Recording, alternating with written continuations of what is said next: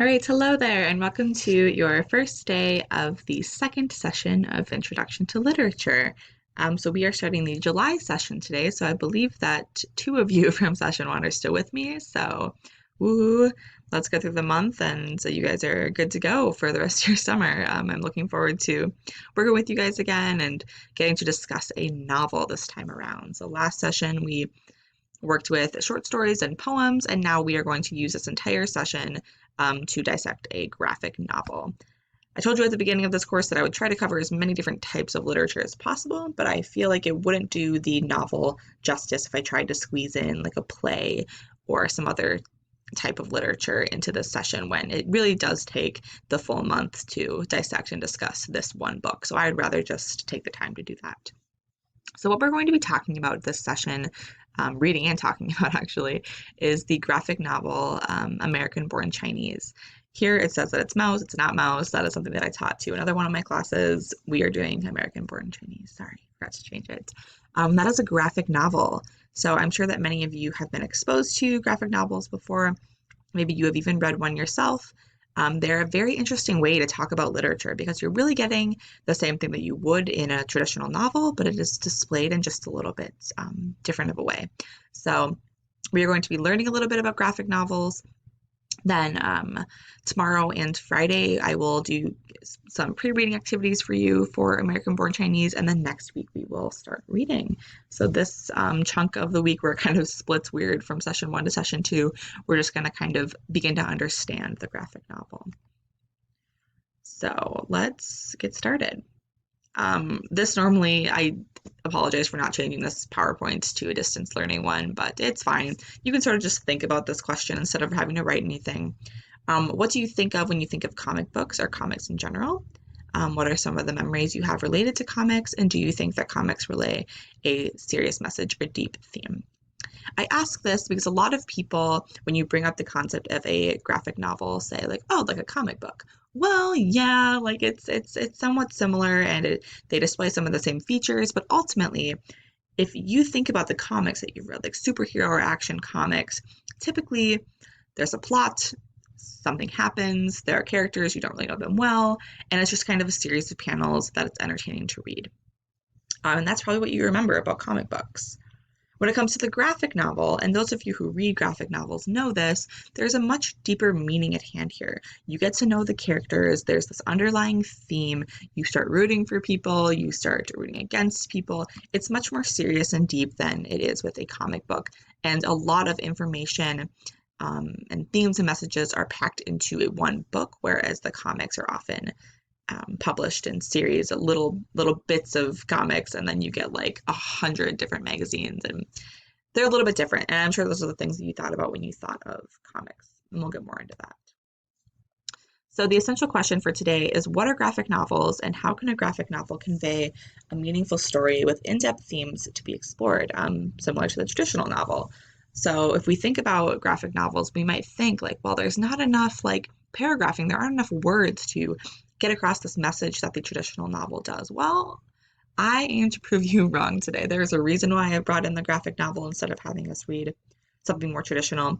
It is because there is something to be said about telling a story and reading a story with visuals and with all these different elements that go into the graphic novel.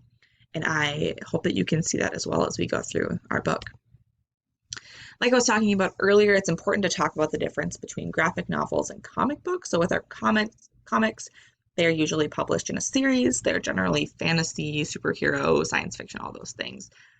And the mood is generally very suspenseful and exciting. There isn't any deeper emotional stuff going on with their characters. Typically, it's just, here are the characters, here's what they're doing, oh my gosh, here's the climax, what's going to happen. The typical story arc of a typical story. With the graphic novel, you're going to have one long story, but there's going to be a ton packed into there. And that's because they are generally just published as one thing. Sometimes you see the graphic novel going on into a second or third book, but that's at the author's discretion. Typically, we are seeing all of this where it would have been a series packed into one book. Usually they are based on more realistic topics. So we're going to see more humanistic and people related stuff, coming of age stories where we can relate to the information. Like we know that it's not about us because we're looking at these drawings, these characters. So it's not totally relatable, but the topics and the themes are still relatable. It's not like, oh yeah, like superheroes like flying through space. Yeah, yeah, like I can relate to that. Like no, like with a graphic novel, you're gonna see a lot more humanistic and realistic themes. And the mood is generally going to be more serious and reflective. Oftentimes, with graphic novels, they are being published for a reason. There is a message that the author wants to get across, and they're just doing it in a different way than you normally would see with a traditional novel. Just because it's done through drawing and there might be some silly stuff in there, typically there is still that serious, reflective underlying theme that you'll see in the normal novel. It's also important to discuss the vocabulary of comics and graphic novels, just like we would discuss literary elements or the elements of the novel before we read a traditional book. We have to go through all these different things that you're going to see in the graphic novel, just because if you haven't read it before, it's a really interesting new experience, and it helps if you know exactly what you're looking at, because it might get a little bit overwhelming. So once again, American-born Chinese, not mouse. These are things you're going to see in American-born Chinese. So you're going to see icons. So a lot of times in graphic novels, these act as sort of placeholders for the author to show you like, oh, remember that thing I talked about earlier? Here's that thing again. This is what this thing represents. It's not necessarily an actual cow. The cow represents this character, is upset. So every time the character is upset, there's going to be a cow. That's not how it is in American-born Chinese, but that's an example of what you might see. Every time you see a stop sign, it might not be literally the person having to stop in the book, but it might be representative of something else that the author wants to get across to you. So there's no way to really fully prepare you for all the things you're going to see in the novel, because there are just so many. But what's fun about these novels is you kind of start to catch on, just like when you start to catch on to an author's style in a traditional novel. Like, oh, this author flips back and forth every other chapter, character to character, to create a better perspective for the reader. In a graphic novel, you would see that through the visuals. Oh, this author puts a smiley face in whenever the character is being sarcastic or whatever. And those are things that you will notice as you read. So again, the imagery is very important. This is kind of just showing how the drawings in the comics are not as realistic as you would maybe want them to be, because there's just so much in there. And the simpler, the better, right? Everything in a graphic novel is very simple. The words are very simple. The drawings are very simple, but it all comes together to create a larger message. Panels are very, very important. These are the where all the words and the pictures are going to be, so the block. So if we go back here, it's these things. These are panels. And they are read in a sequence like you would read a normal book. So they read from left to right. I'm pretty sure in manga it's the other way around, but this is a graphic novel, so adjust yourself to reading like you normally would a book, but you're reading through the pictures and the panels. And that's how that looks. So it's 1, 2, and you go down 3, 4, 5, 6 through 7, and then 8. So this is going to be a really important visual here for you to understand when you are reading American-born Chinese. You read like you would read a normal book. We're not going to do that. The gutter is the space between the panels. Not a super crazy thing to know, just a good thing to know, right? Like, oh, this is one thing happening, end scene, here's a new thing, right? So that gutter kind of represents maybe the turning of the page or a space between paragraphs that you would normally see in a novel.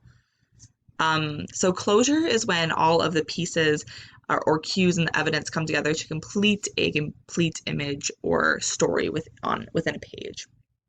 So this is sort of like a sentence or a paragraph, right?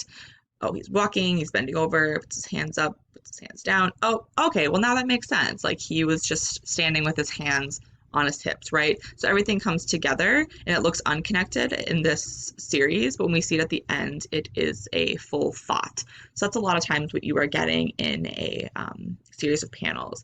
Maybe not everything will make sense until you get to the very end and see like, okay, that was the meaning of this page or this paragraph. And that's literally the same thing as when you're reading a sentence.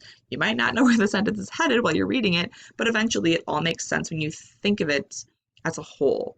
So at the end of a chapter, you think back, what was the point of that chapter? What were they trying to get across in that chapter? Okay, after reading all the sentences and all the paragraphs put together, it makes more sense than it did when I was reading as I went.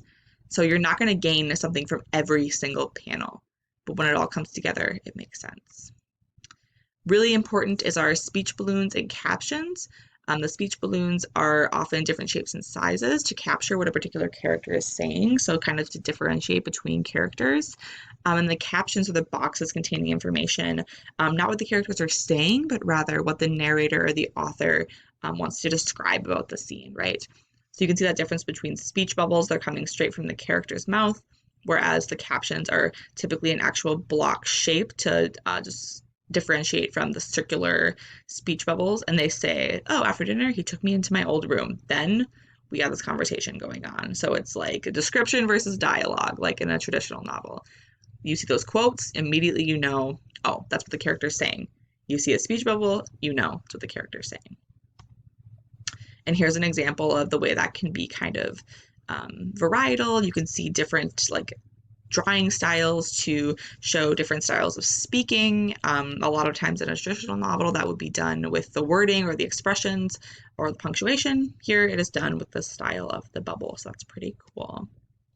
Lines and shading are also very, very important. Same thing to convey certain moods or emotion in a graphic novel. You might see a bold line, a jagged line, a line with a shape in it, very like sharp lines with the angles, all of these things. It's not going to be black and white what they are trying to convey, but as you read the novel itself, you will start to realize, oh, the author always does like a scratched up line when the character is in distress or something like that.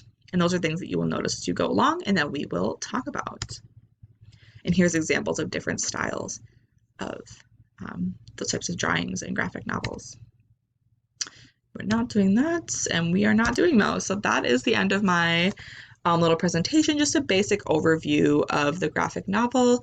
And you'll take a little mini quiz today on what that's all about. And like I said, we will move on to actually talking about our specific book tomorrow. So hopefully you watch this through and through and you will do really well on the little mini quiz. And that is all for today, since we're kind of in limbo transitioning from session 1 to session 2.